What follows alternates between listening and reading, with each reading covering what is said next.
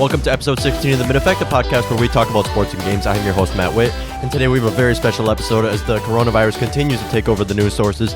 The Minnesota Vikings continue to make huge adjustments to the roster. You don't want to miss it.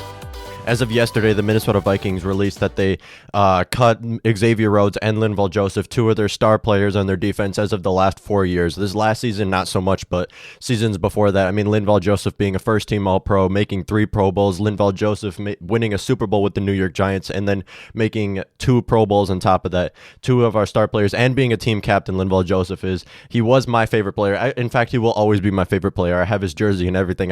He's such a star on and off the field, but we're going to go into why the Minnesota Vikings chose to do this. So why the Minnesota Vikings decided to cut Xavier Rhodes. We knew it was going to happen. Xavier Rhodes was one of those players we knew before the free agency kicks off that the Minnesota Vikings had to cut. I mean, he was the 3rd highest paid corner in the entire NFL and ranked by PFF as the 46th best corner in the entire NFL, and that is horrible. I mean, to pay him all that money to be so awful. We saw him play throughout the season. We saw him in week 1 do very good against Julio Jones. He still looked like the best corner in the league, which he was like 2 years back.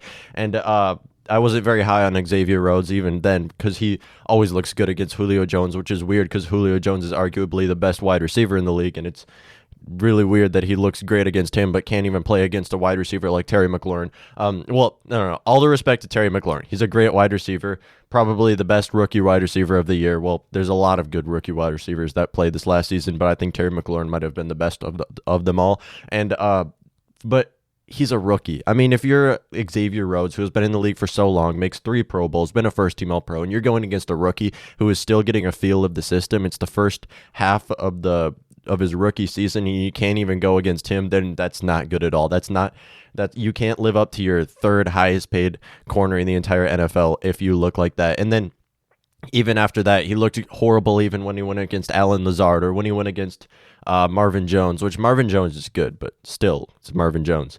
And you're Xavier Rhodes, like there's a difference. But so we knew it was going to happen, but what we thought was going to happen was that they were going to eventually bench Xavier Rhodes. Now, Mike Zimmer's loves Xavier Rhodes. When Mike Zimmer's got here in, I think, 2015 it was, Xavier Rhodes just got off of his rookie debut, and since then Xavier Rhodes has really took off and solidified himself as one of the best Vikings corners of all time for a 2-year window, and then he really fell off. I mean, he did not deserve this Pro Bowl this last season. Pro Bowl is something where it's like, you can put Pro Bowl on your list and it's good to make a Pro Bowl, but really it's just all popular vote.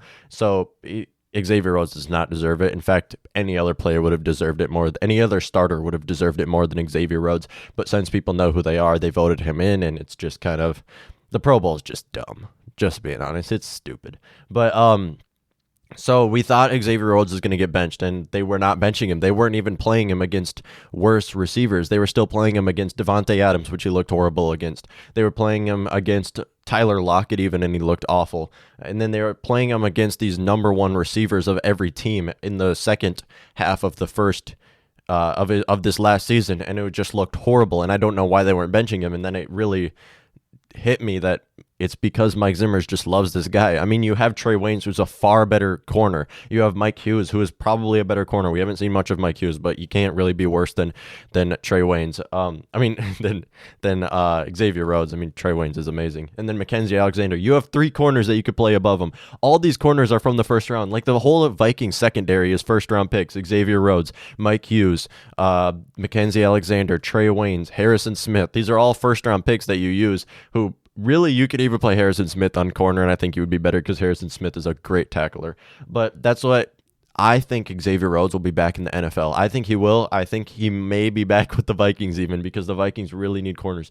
Now, why did the Minnesota Vikings cut Rhodes? Well, obviously, they could not pay his contract. It was obvious, like negative $21 million cap space, and he's not living up to his contract, so therefore you have to cut him. It's a given. They also cut a tight end, which really, I don't think I even knew this tight end. He must have been on practice squad or maybe in the games a couple times, but because the Kyle Rudolph, amazing tight end, Irv Smith, a great tight end, best tight end duo in the entire NFL. We're going to see a lot of 2 tight end sets, and then you have Tyler Conklin, who they played quite a bit. He's a great blocker, and then they cut this fourth tight end. I really don't know who he is, and I feel bad being talking about the Vikings and not even knowing who this guy is. He probably on the practice squad, that's why.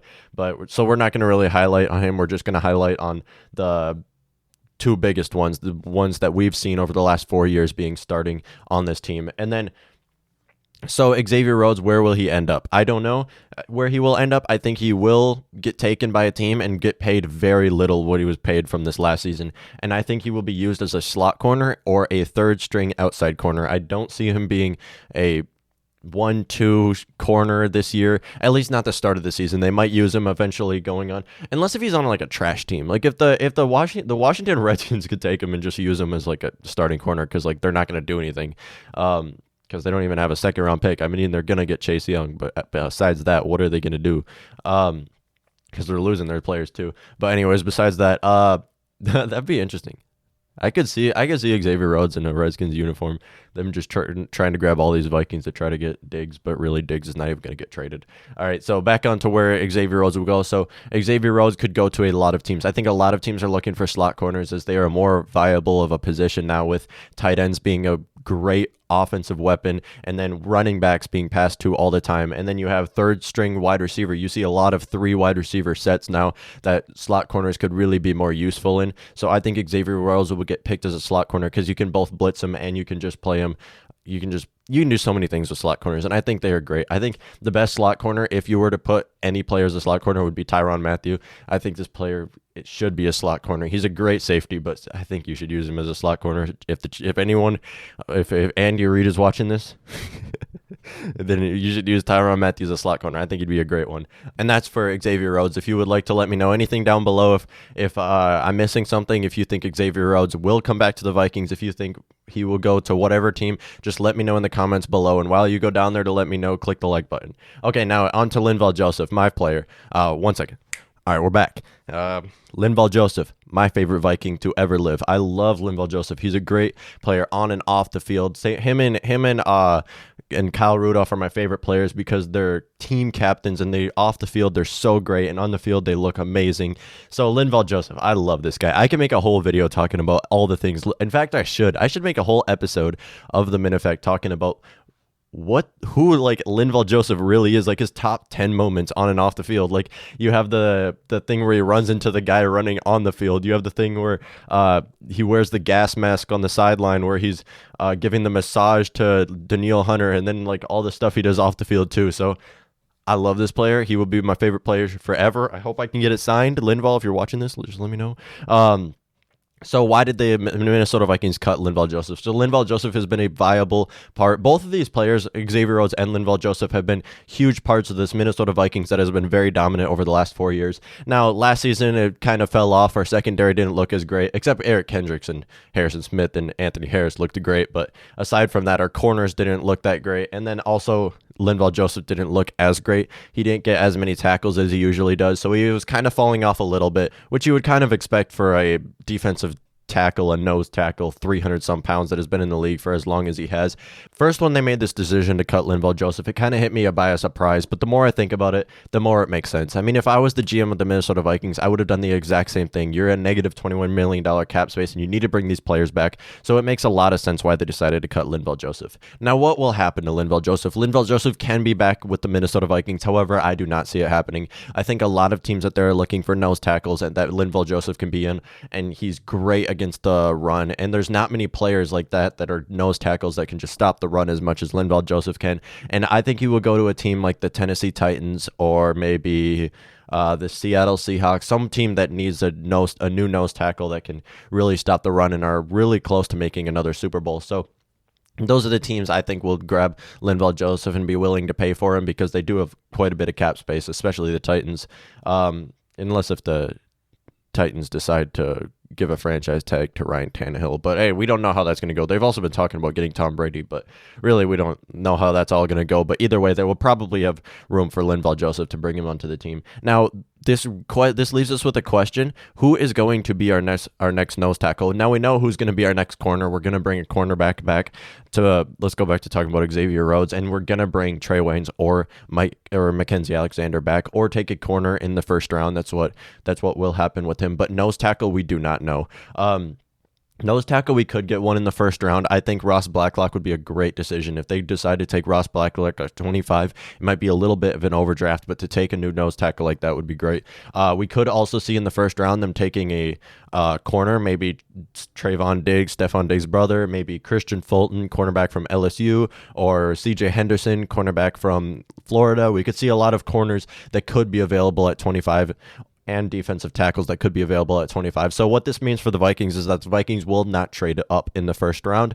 There's going to be no trade ups in the first round. The Vikings are going to be sitting at 25 waiting for a defensive tackle to be available, a corner to be available, or an offensive tackle to be available. Well, there will be offensive tackles and defensive tackles and corners available, but I'm saying one that's worth the 25th pick. So probably the only offensive tackle that could be available at 25, the only two would be Andrew Thomas and Josh Jones. If they're available at 25, then yes, take them. But both of those I do not think will be available at this position because in the draft because of how big the offensive tackle position is. So I don't think those players will be there. So we will most likely see a defensive tackle or a corner in the first round of the NFL draft going into April. Hopefully they don't cancel it or postpone it because of the coronavirus thing too. There probably will be no fans there. That will be really weird to watch. There's no fans there because that fills up a ton of the draft. But on to talking about Linval Joseph. So what this player, where he will go, he will probably get a salary cut with another team and will most likely get taken as soon as free agency goes off. I think a lot of teams have their eyes on Linval Joseph because of how much he meant to the Vikings and how much he's meant to even the Giants winning the Super Bowl and everything. So I think Linval Joseph will get taken by a team like the Tennessee Titans. It might happen. I don't know where he will go, but whoever takes him will love him. So what this means for the Vikings, why did the Vikings do this? Why did the Vikings cut Xavier Rhodes and Linval Joseph, who are two of their biggest defensive players, 3 years ago when the Vikings had the most dominant defense in the entire NFL. So why the Minnesota Vikings did this was because they were at a negative $21 million cap space. And let me get the exact number right now. So now their cap space is, one second. So now the Minnesota Vikings cap space is $20,069,056.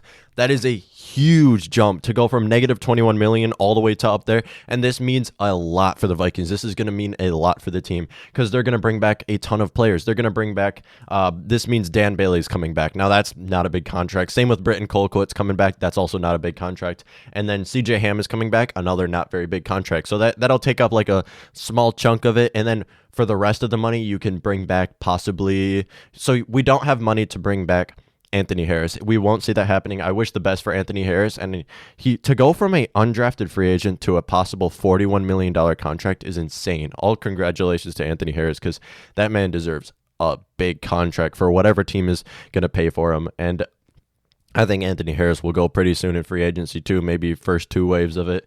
So what this means for the Vikings. So after that, we have Mackenzie Alexander as a free agent. We have Trey Waynes as a free agent, and those are two of the contracts. Trey Waynes would be a huge contract to bring back. He's a great player, but I don't think they're going to bring back Trey Waynes and be willing to pay that. I think this next season we're going to see Mackenzie Alexander, Mike Hughes, and possibly another corner that we take in the first two rounds of the draft, maybe even throwing Chris Boyd and Holton Hill. So I do not think Trey Waynes will be back. Trey Waynes and Anthony Harris are too big of contracts for us to bring back, and I think they will go to a team that will be willing to pay for them. I think Trey Waynes will probably get taken by like the Chiefs, some team that's ready to win a Super Bowl, another Super Bowl for the Chiefs actually. So that means those players are going to come back. I think Sean Mannion will also come back, as much as I would hate to see Sean Mannion coming back. But into that, the quarterback position. So I don't want to see Sean Mannion come back, but I think it will happen. However, now they have money to pay for Marcus Mariota. I think Marcus Mariota would be a great player to take. They have the money to pay for Marcus Mariota now that they've cut two of their biggest contracts and they're going into their next team and whatever. So I think Marcus Mariota would be a great pick. Someone to play for Kirk's job, please. Whether you take it in the first three rounds of the draft, I don't think you'll be able to hit on any great quarterback in the first three rounds. Well, you will, but I'm saying when that will make an immediate, because you need immediate impact in the first round. You need if I don't know, if Justin Herbert or Jordan Love is there, maybe Maybe I'd rather take that. I don't know. We'll see. But someone to play for Kirk's job. So taking a quarterback, maybe third round. Definitely third round. I don't want to see one in the first 2 rounds. That just doesn't seem right. So third round, maybe quarterback, or taking Marcus Mariota in free agency, a player that now we have money for, and we have money to bring back a lot of our players. So this is what this means for the Vikings, is that we're going to see a lot of adjustments on this defense. We're not going to see very much happen on the offense. We could maybe trade for Trent Williams or something, maybe something big, that like a new left tackle.